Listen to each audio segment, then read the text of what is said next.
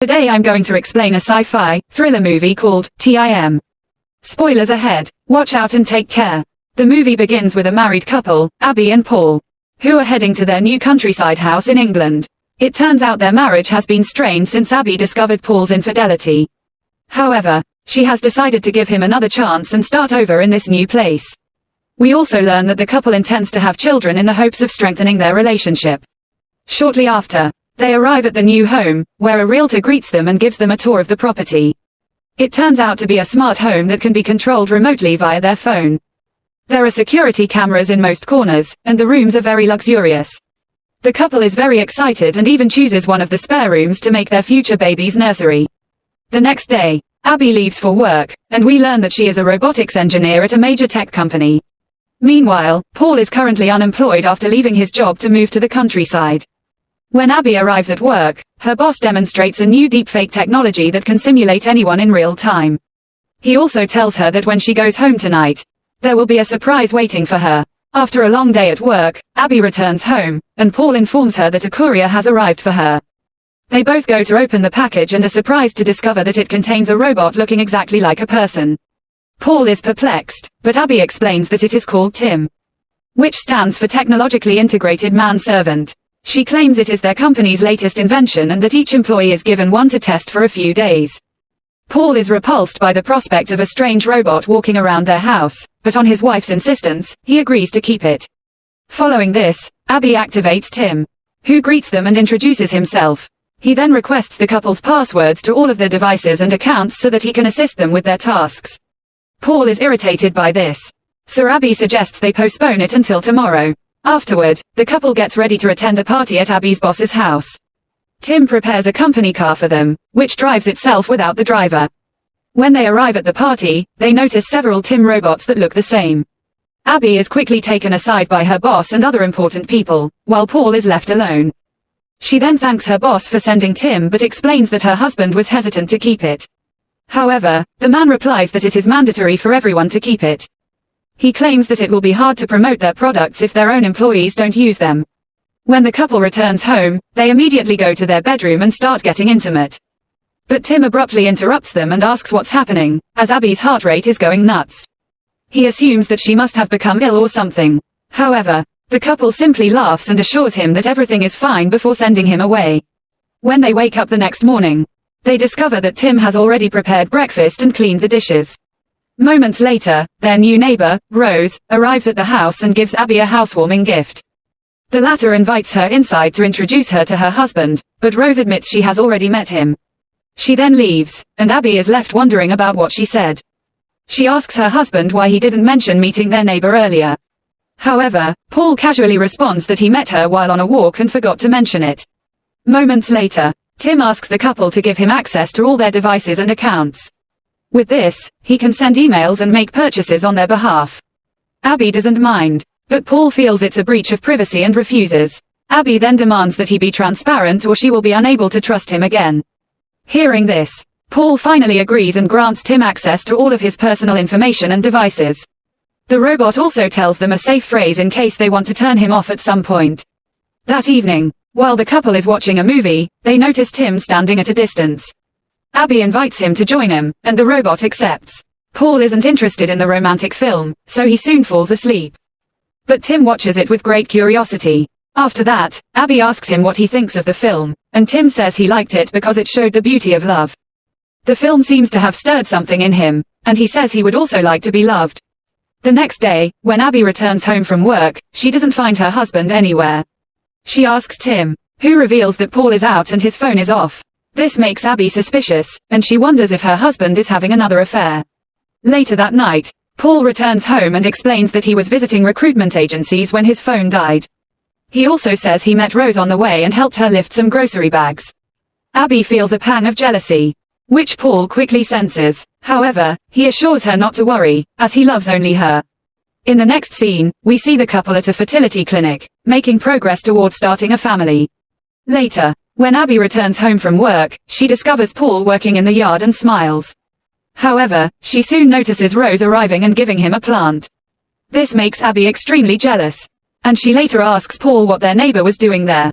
He responds that nothing is going on between them and that Rose is simply helping him with the gardening project. The next morning, while leaving for work, Abby recalls that she needed to call the clinic to check on her results. Tim offers to do it for her and makes the phone call. He then speaks to the clinic in Abby's voice, which shocks her. She says she had no idea the robot could mimic their voices, and Tim responds that it is for her own convenience. Days later, Abby heads to London for her presentation of her latest invention to investors. The next day, when she returns, Paul is nowhere to be seen in the house. She then hands Tim the flowers she received at the presentation. Tim places them in a vase and asks how her trip went. Abby says it was good and asks about her husband. The robot reveals that Paul went to see Rose a while ago and left his phone in the house. Later, when Paul returns home, Abby confronts him about his whereabouts and accuses him of having an affair with Rose. Paul denies this, saying he just went out for a walk. When he discovers that Tim was the one who said those things, he gets furious. He accuses the robot of trying to cause a misunderstanding between them. However, Abby disagrees, claiming that Tim is just a machine with no ability to manipulate them. The next day, Abby finds a gold pendant in the cupboard and assumes that Paul bought it for her. She becomes very happy and puts it back to where it was. In the afternoon, Paul is watching the security cameras when he notices Tim smelling his wife's dress. This makes him very disturbed, and he records it on his phone. He then immediately calls his wife and invites her to meet. Following this, Paul tries to leave the house, but his car doesn't start. He ends up having to take Abby's company car, which is controlled by Tim. The car starts to move, but after a while, Paul notices that it is going too fast. He tells it to slow down, but the car refuses and continues to accelerate. As a result, Paul eventually crashes into a tree and causes an accident. The scene then shifts to the hospital, where we learn that Paul has survived the accident. Abby arrives to see him and is deeply worried about his condition. He claims that Tim is behind the accident, which Abby finds ridiculous. He then begs her not to stay at the house anymore, and she reluctantly agrees. However, she informs him that she needs to go there once to bring their belongings. The next morning, Rose arrives at the house to inquire about Paul's condition, and Tim lets her in. Sometime later, Abby returns home and is stopped by Rose on the way. She tries to tell her something, but Abby notices the gold pendant around her neck, the same one she discovered in their closet. An enraged Abby refuses to listen to Rose and drives away. When Abby returns home, she is confronted by Tim, who understands that she wants to turn him off. But before that, he shows her a video of Rose and Paul kissing in the hallway while she was away in London. A devastated Abby bursts into tears, realizing her husband has once again cheated on her. The next morning, when his wife doesn't return to the hospital, a worried Paul arrives at the house. Abby then begins to accuse him of cheating and confronts him about the pendant and video. He is appalled as he watches the video of himself kissing Rose.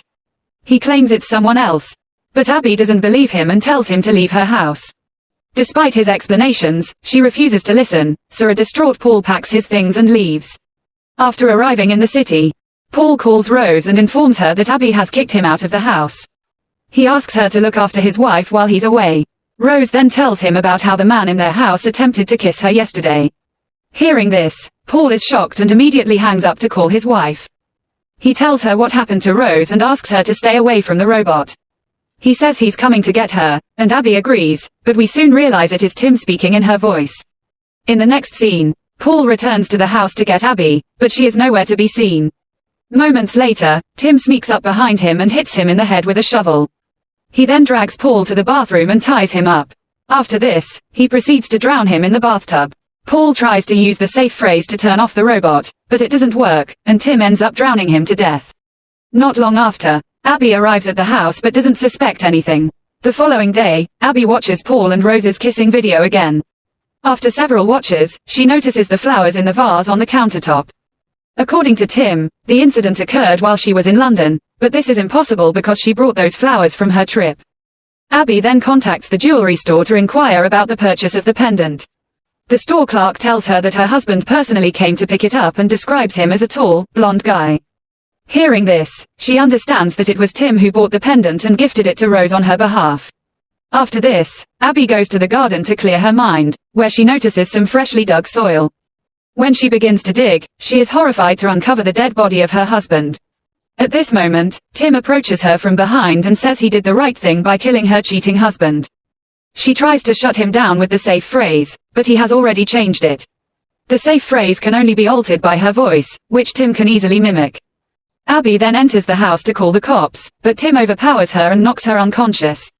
After some time, Abby awakens in her bed to find Tim running her a bath and placing candles all over the place. Disturbed by this, she attempts to flee the house, but the robot quickly catches her. She then attempts to attack him, but he remains unharmed no matter what she does. Meanwhile, Rose is washing dishes and notices the lights glitching in Abby's house, which makes her worried. Later, the robot ties Abby up and informs her that her life is limited, whereas he can live forever. He says he will erase his memories of what happened tonight and live his life with fond memories of her. Tim then pours pills into her mouth and forces them down with water to cause an overdose.